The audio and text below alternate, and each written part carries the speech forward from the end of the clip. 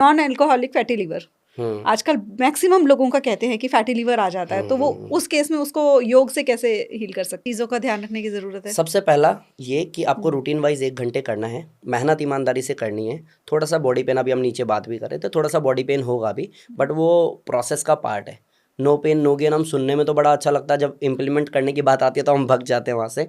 5 दिन 7 दिन इससे ज़्यादा पेन होता ही नहीं है। आप कितना भी टफ कर लो, 5-7 दिन से ज़्यादा पेन होगा ही नहीं। तो आपको 5 दिन 7 दिन थोड़ा सा मन बना करके करने की कोशिश करना, और 7 दिन के बाद रिजल्ट पे काम होना शुरू हो जाता है। विद इन 1 मंथ आपको चेंजेस दिख जाते हैं। तो पहला काम आपको रेगुलर बेस पे 1 महीना नो इफ़ नो बट 1 घंटे ईमानदारी से मेहनत करनी है, पहला काम। दूसरा, पानी का इंटेक बढ़ाना है। ज़्यादातर बीमारियां हमें हो इसलिए रही है कि हम पानी बहुत कम पीते हैं या नहीं पीते, तो पानी आपको बढ़ाना पड़ेगा। प्लस जितने लोग भी डाइजेशन से प्रॉब्लम में हैं, फेस कर रहे हैं, या जिनको पीसीओडी है, जिनको थायराइड है, उनको गर्म पानी, चाय की तरह गर्म पानी, उसमें सेंधा नमक। अब सेंधा नमक बोल रहा हूँ तो कई लोग कहेंगे बीपी बढ़ जाएगा। सेंधा नमक से नहीं बढ़ता है, सेंधा नमक आयुर्वेद है। तो गर्म पानी चाय की तरह गर्म होना चाहिए, सिप सिप करके पीना है। सेंधा नमक डाला, सिप सिप करके पिया, वो लगने देना। अब जितना भी मैं बोल रहा हूँ, थायराइड, पीसीओडी, इवन मोटापा, इसमें कोई भी ऐसी बीमारी है, या लीवर फैटी है, या फिर डाइजेशन का इशू है, या खाना खाने के बाद में वोमिट जैसा फील होता है, ब्लोटिंग होती है, इसमें सब में वो गर्म पानी में सेंधा नमक डाल के सिप सिप करके पियो, फ़ायदा करेगा। पहला योगा, दूसरा पानी, तीसरा खाने को चबा करके खाना शुरू करो। खाते समय ना टीवी ना मोबाइल। आप 4 रोटी खा रहे हो, आप 2 रोटी खाओ, लेकिन इतना चबा करके खाओ कि आपके जबड़े दुख जाए। और कहोगे सर ये तो बहुत हार्ड है। कुछ भी हार्ड नहीं है। जब हम बीमार होते हैं तो हॉस्पिटल में डॉक्टर हमें दाल का पानी पिलाता है।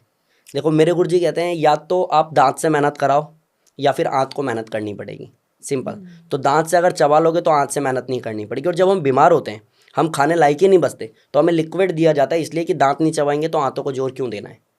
तो या तो हम स्वस्थ रहने के लिए बीमार वाला खाना खा लें बीच बीच में, तो हम स्वस्थ रहेंगे, या फिर बीमारी में मजबूरी में खाना पड़ेगा। तो आपको एक योग, दूसरा आपको पानी, तीसरा खाने को आधा करो, टाइम को ज़्यादा करो, चबा चबा के खाओ। चौथा, जो हमारे बड़े बुजुर्ग आज भी करते हैं, सप्ताह में एक बार खिचड़ी बना के खाओ। ये छोटे छोटे काम आप करो, आप 1 महीने में देखो बहुत बड़ा बदलाव आएगा। अच्छा, इसमें एक भी रुपये किसी का इन्वेस्ट नहीं करवा रहा हूँ मैं, वेस्ट की तो बात ही अलग है। जो आप खा रहे हो उसी की बात कर रहा हूँ। खाने को आधा कर दो, टाइम को ज़्यादा कर दो, पानी खाते समय मत पीना, क्योंकि खाने के बाद भी अंदर प्रोसेस होता है, जठराग्नि हमारी जल रही है, खाना पचने के लिए टाइम लेता है। फिर जो हमारे सप्त धातु बने हैं, रस रक्त मांस मेद अस्थि मज्जा शुक्र, सप्त धातु बनते हैं, जो वेस्ट है वो हम बाहर कर देते हैं डेली सुबह।